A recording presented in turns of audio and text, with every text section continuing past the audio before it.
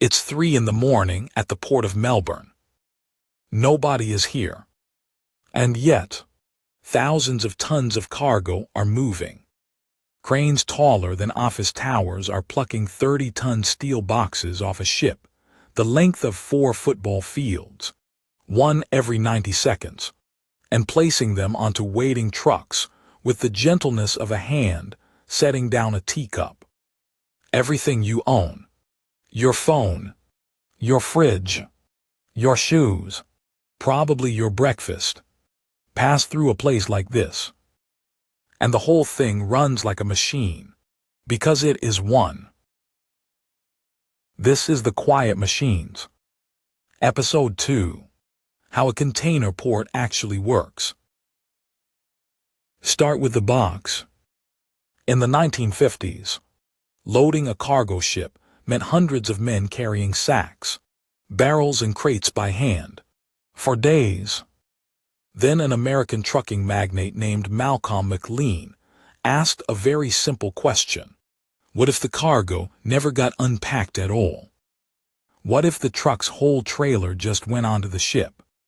The result was the shipping container, a corrugated steel box, 8 feet wide, in 20 and 40-foot lengths, identical everywhere on Earth.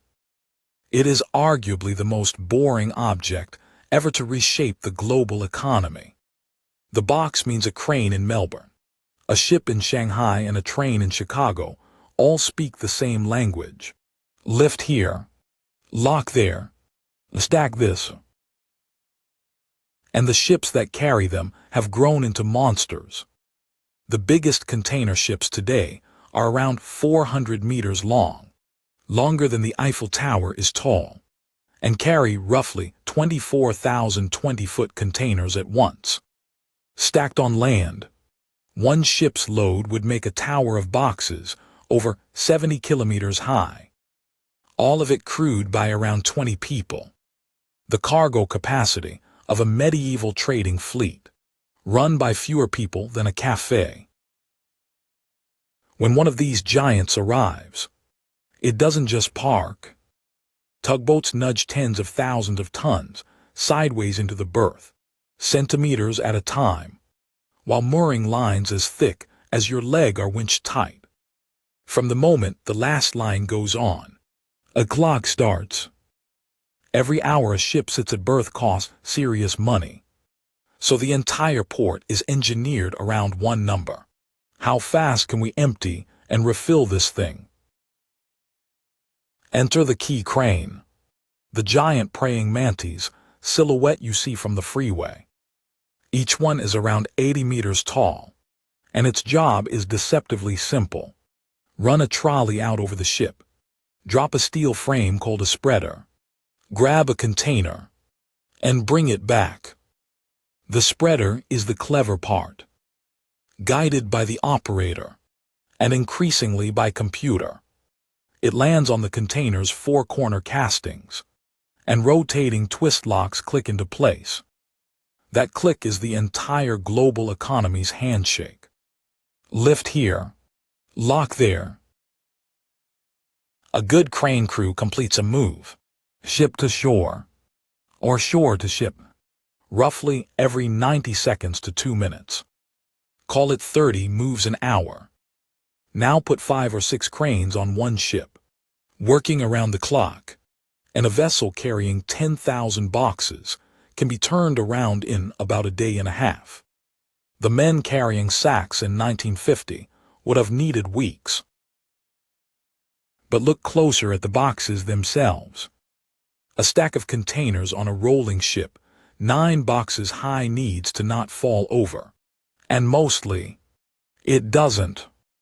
Between every layer, those same twist-lock corner castings lock box to box, and steel lashing rod brace the stacks against the ship rolling through swells. The stack isn't a pile.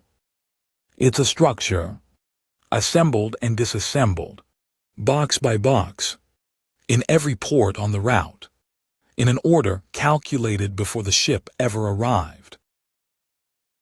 Because here's the thing nobody sees.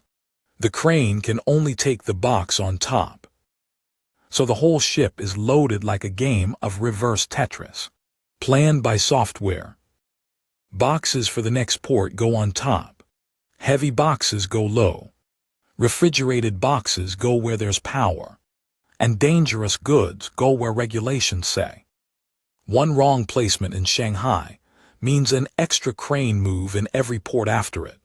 So the stowage plan is optimized down to the individual box, across the whole voyage, before loading begins. Off the ship, your box lands in the yard, a temporary city of steel, arranged in a precise grid. Straddle carriers and towering stacking cranes shuffle the boxes like a sliding tile puzzle, and a terminal operating system tracks every single one, where it sits, when its truck is due, which stack it's buried in. In the most automated terminals, the machines doing this have no drivers at all. The yard at night moves entirely on its own, humming, precise, and almost completely dark, because robots don't need lights. The last leg is the gate. A truck rolls in. Cameras read the number plate and the container code. The system already knows which box it's here for, and a crane drops it on the trailer within minutes. From there, your cargo joins the morning traffic, sitting anonymously behind you at the lights, 30 tons of somewhere else, 3 meters from your bumper. A century ago, a ship spent as long tied to the wharf as it spent at sea.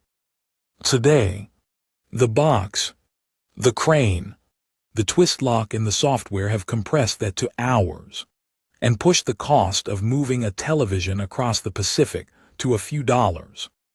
Nobody claps when a port works. That silence, again, is the achievement.